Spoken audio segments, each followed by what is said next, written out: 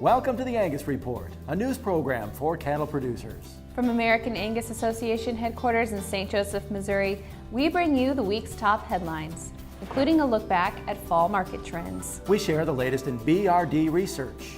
And we sit down with special guests Bill Bowman and Scott Brown to discuss the future of cattle genetics and growing beef demand. This is the Angus Report. Hello, I'm Bob Cervera. And I'm Crystal Albers. Our top news this week. Tight cattle supplies remain while we enter the winter months, and for many producers throughout the country, production challenges continue. Drought and tight feed supplies could be limiting factors, but price likely won't be a problem, according to Derrell of Oklahoma State University, who reviews recent market trends and what to expect in the coming months.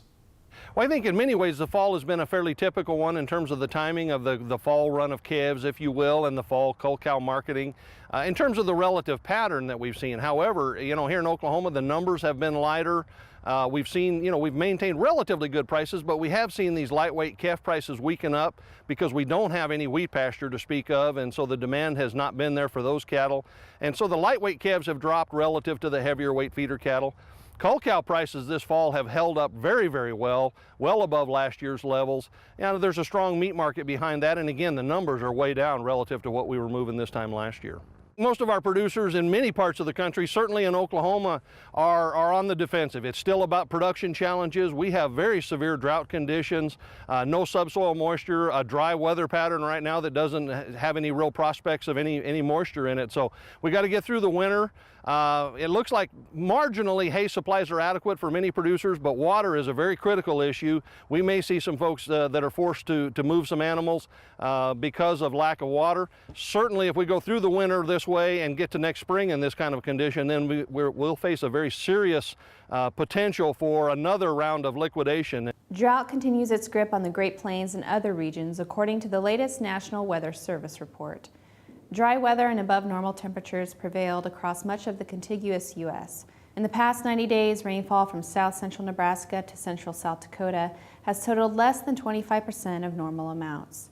Winter wheat was rated 64% poor in South Dakota and 25% poor in Kansas, where pastures were rated 82% poor. Pastures in Colorado were rated 85% poor to very poor, according to the report. Beef demand remains strong, thanks in part to the industry's continued focus on new beef cuts and product development. Here, Tracy Erickson of Certified Angus Beef talks about some new products currently in development that will offer busy families increased convenience and beef producers increased demand. We are so excited. We've been fortunate to partner with National Cattlemen's Beef Association and their Beef Innovation Group, who has spent the last couple of years investing in some new products that are just different ways that beef is prepared and packaged. There's one that is called a 3-in-1 concept, and so it's essentially beef strips with seasonings that can be used in a variety of different entrees, but very easy and consumer friendly.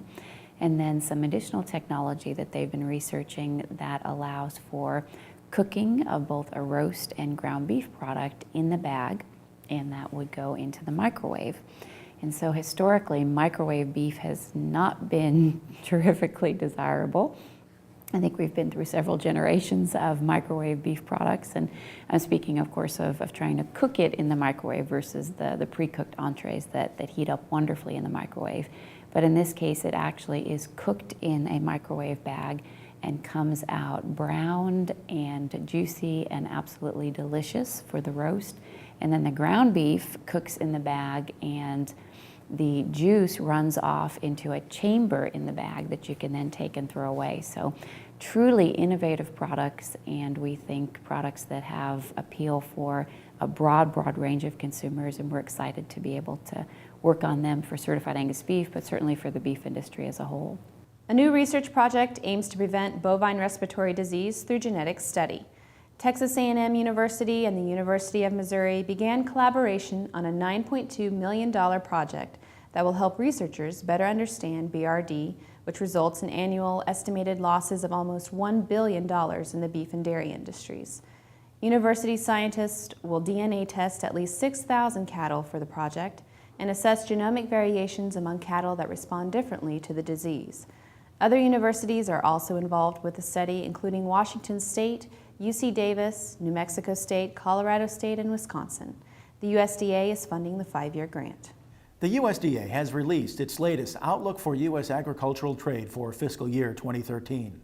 Ag exports are forecast to reach a record $145 billion in 2013, up $9.2 billion above the 2012 levels.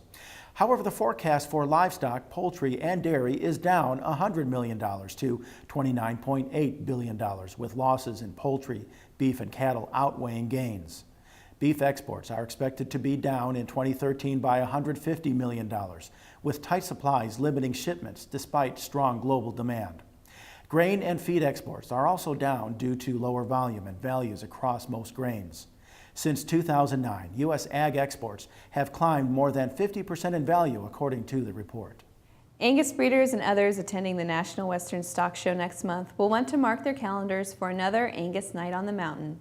The second annual Angus Foundation event will be at Spruce Mountain Ranch of Larkspur, Colorado. And this event will take place on Wednesday, January 16th at 7 p.m. at Spruce Mountain Ranch. We have a lot of packages that are donated to the Angus Foundation that we will offer at auction. Some of these packages are experience packages that include trout fishing in Idaho, Michigan pheasant hunt. We have vacation packages. We also have an advanced reproductive technology package that we will be offering, and the 2013 National Junior Angus Show will be offering an elite heifer pregnancy to go toward the junior show next year in Kansas City. So there are a lot of different experiences that we will offer at Angus Night on the Mountain too. Spruce Mountain Ranch will also be offering an elite 15 lots. The event is free and open to anyone. Visit angusfoundation.org for more information. When the Angus Report returns, we welcome Bill Bowman of the American Angus Association and Scott Brown from the University of Missouri. They join us for a discussion on the role of genetics in growing beef demand. Visit angus.org to continue watching this episode of the Angus Report.